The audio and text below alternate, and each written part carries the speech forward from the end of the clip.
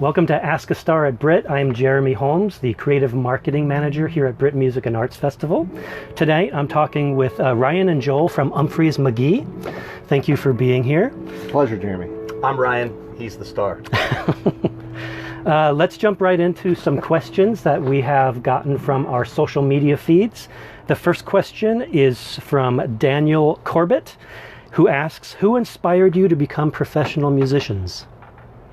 Ryan, why don't you start? Good question. I started playing piano at age 5, at a young age.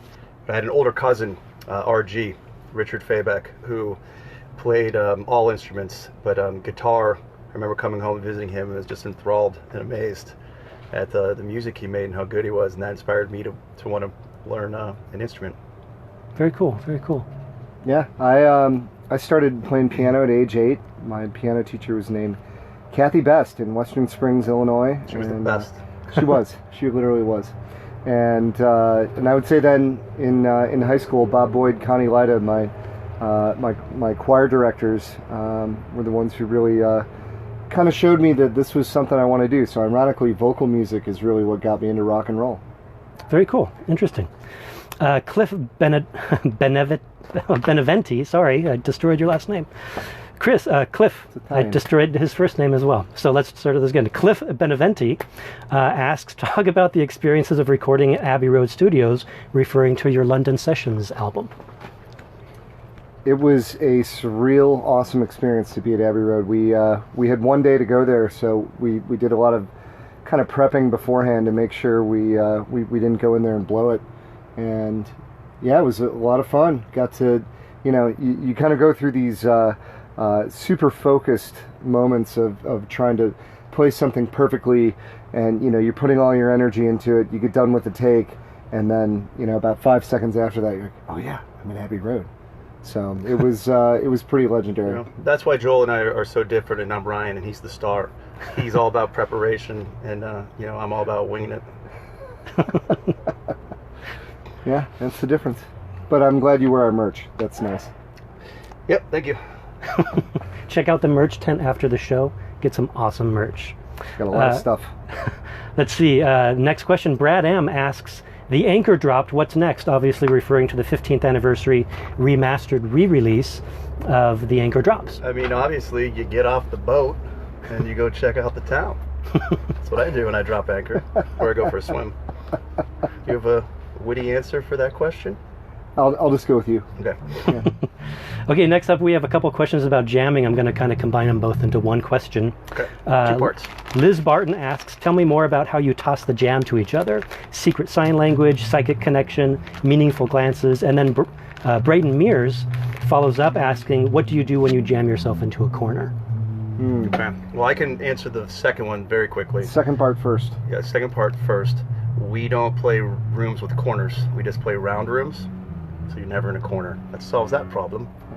My problem's And are then solved. the first one, we have a myriad of ways of switching the jams, whether they be telepathic or actual visual signals, Osmotic. or just a look. Yeah. You know that look when you disappoint your dad? It just gives you that look. You know, That means he's G not minor. angry. It means G minor. He's For not us. angry. He's just disappointed. That's G minor. Yeah. Yeah, there's a lot of good looks, I would say, during the show. Yeah. Occasionally we'll actually say things to each other. We also have a few different cues. Walking forward a half step, going up a half step, walking back a half step.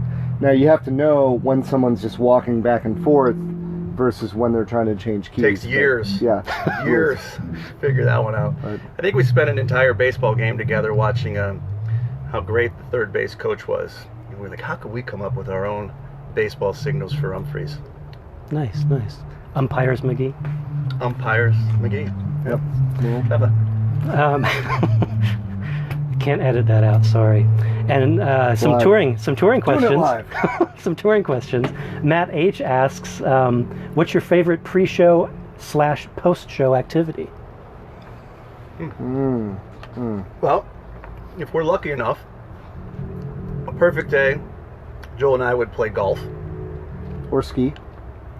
depending on the time of year, or ski, hit the hot tub, get a massage, crush sound check, have a fine dinner, a nap, and then destroy a show. Yeah. That's a good day. It's a real good day. Real good day. Yeah, it's about the same for me. Great. That makes sense.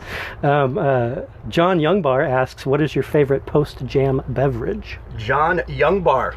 It's a strong name. I'm not sure if that's a real name. It's a good name. It is a good name. It's just so good. It's hard to believe it's real. Mine is Clase Azul Reposado Tequila on ice or Casamigos Blanco on ice. They're also good pre-show. Also good pre-show, yeah. If it's a tequila night, that's a fine choice. Mm-hmm. You know, occasionally go with like a Balvenie 15, maybe Caribbean cask. Big fan of That's why those he's as well. a star. If you haven't tried the Caribbean cask, highly recommend. Nice. Mike G asks, what are some big differences we don't realize about touring in the summer versus the winter?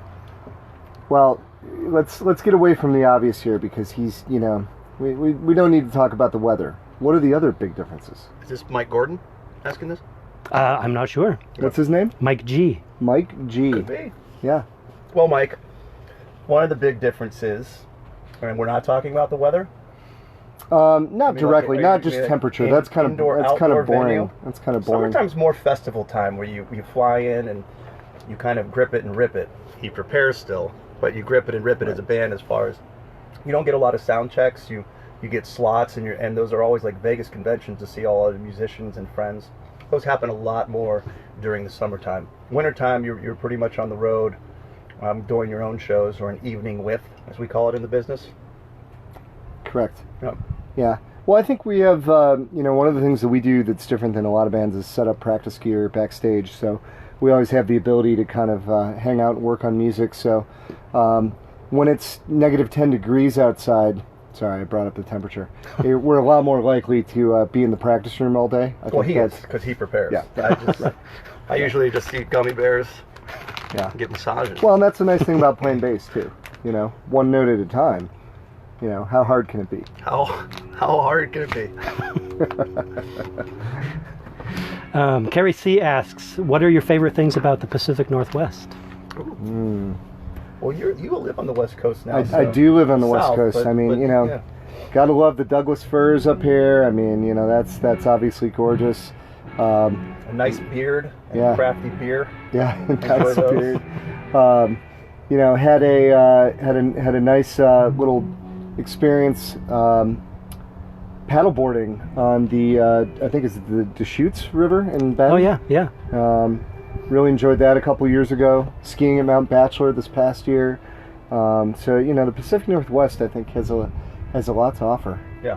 And obviously today, I mean, this is like your ideal summer day here. Yeah. I'm glad we're outside doing this. In Jacksonville, Oregon. Yeah. Excellent. Christina Martin asks, how do your families handle your tour schedule while you're traveling? Well, both of us being fathers now, Joel has a baby girl. I have 2 girls. He's learning. It's hard to leave, but luckily when you have an awesome wife and mother that supports what you do and knows what you do, they're much more understanding. It doesn't make it easier to go, but it takes a lot of work and a lot of balance.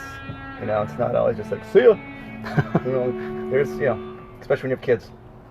Yeah. Yep. It's, one thing that's nice, my wife works in the music business, so we've been able to bring our daughter to a lot of stuff, and even High Sierra Music Fest this weekend, they're driving up from Southern California, so we'll hang out there for a couple days, and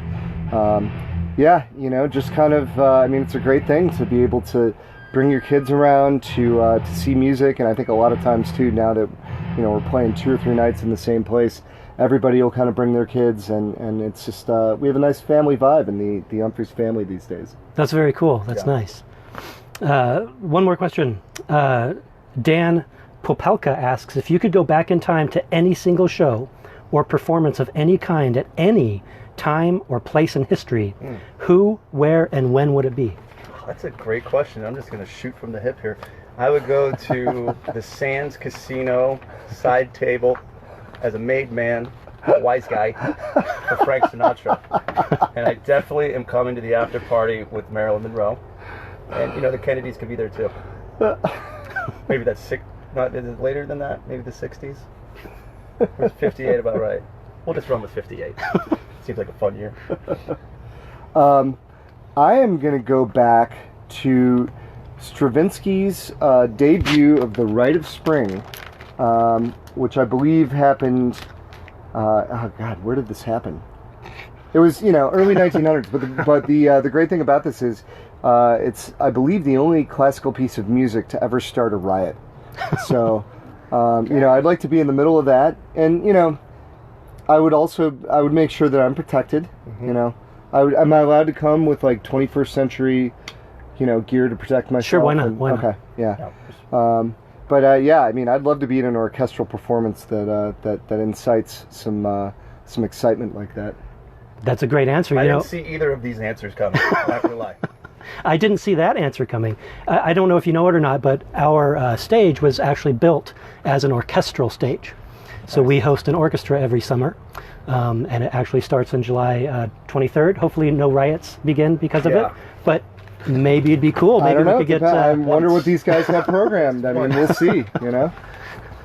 But anyway, thank you for watching. Thank you guys for spending the time to answer some questions for our fans. Thanks to the fans.